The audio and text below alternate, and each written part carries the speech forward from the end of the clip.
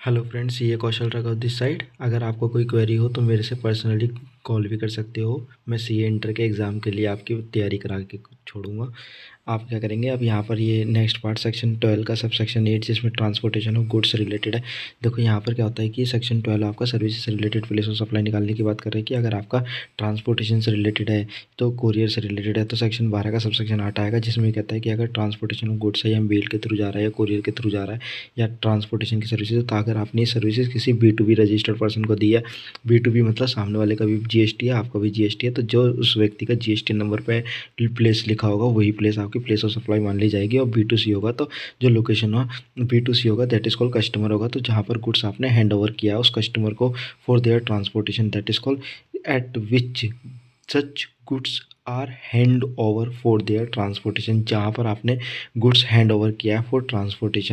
Transportation. लेकिन अगर suppose करो सप्लायर और रेसिपिएंट दोनों इंडिया के हैं and goods transport outside India है, then place of supply is determined on the destination of that is called outside India. कहने का मतलब उनके डेस्टिनेशन के अकॉर्डिंग प्लेस ऑफ सप्लाई निकलेगी और दैट इज जो कि आउटसाइड इंडिया होगा। कहने का मतलब यहाँ पर ये होगा कि B2B होगा तो रजिस्टर्ड पर्सन की प्लेस आ जाएगी, अगर B2C होगा तो hand over for the their transportation के लिए हैंड ओवर किया है वो आपकी प्लेस ऑफ सप्लाई मान ली जाएगी।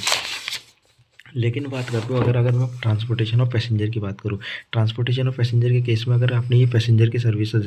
जैसे बस वाले होते हैं है ना, तो ये ट्रांसपोर्टेशन ऑफ पैसेंजर की सर्विस देते हैं, ये रेलवे वाले होते हैं या फ्लाइट वाले होते हैं, तो ये ट्रांसपोर्टेशन की सर्विस अगर रजिस्टर्ड पर्सन को देते हो तो रजिस्टर्ड पर्सन का प्लेस आ जाएगा। लेकिन अगर B2C को देते हैं तो जहाँ पर पैसेंजर एम्बार्क हुआ है, जहाँ से वो चढ़ा है उस कन्वेंस में वो कंटिन्यूस जर्नी के लिए जहाँ से वो चढ़ा है, कंटिन्यूस जर्नी मतलब जाने की एक जर्नी कंटिन्यूस मानी जाती है, तो कंटिन्यूस जर्नी के लिए जहाँ से वो एम्बार्क किया है दैट इज कॉल्ड जहाँ से चढ़ा है वो प्लेस आपका प्लेस ऑफ सप्लाई मान लिया जाएगा। फिर उसके बाद अपना इसका बोर्ड कन्वेंस पर अगर आप सर्विस देते हो, मतलब फ़्लाइट के अंदर चलती फ़्लाइट में सर्विस दी है, जैसे म्यूज़िक की सर्विस दी, नेटफ्लिक्स की सर्विस दी, या आपने चलती ट्रेन में कोई सर्विस दी है, फ़्लाइट में वगैरह में दी है सर्विस, तो यहाँ पर ऑन बोर्ड सर्विसेज की बात करते हैं। तो ऑन बोर्ड सर्विसेज के लिए होता है जो first schedule point of departure होता है, जहाँ से वो कन्वेंस चला है, first schedule point of departure जहाँ से वो कन्वेंस चला है, जर्नी जहाँ से इसकी स्टार्ट हुई है, तो वो first schedule point of departure of that conveyance, उस कन्वेंस का फर्स्ट शेड्यूल पॉइंट देखना है आपका, चढ़ने वाला फर्स्ट शेड्यूल पॉइंट नहीं, जहाँ से वो कन्वेंस चला था फर्स्ट शेड्यूल पॉइंट, तो वही आपका प्लेस ऑफ सप्लाई मान लिया जाएगा। फिर टेलीकम्युनिकेशन के केस में जो आपकी लैंडलाइन वगैरह जहाँ से सिचुएटेड है वो आपका प्लेस ऑफ सप्लाई मान लिया जाता है, इतना इंपॉर्टेंट नहीं है। बैंकिंग केस में जो रिकॉर्ड में नाम लिखा होता है, रिकॉर्ड में एड्रेस आता है, वही आपका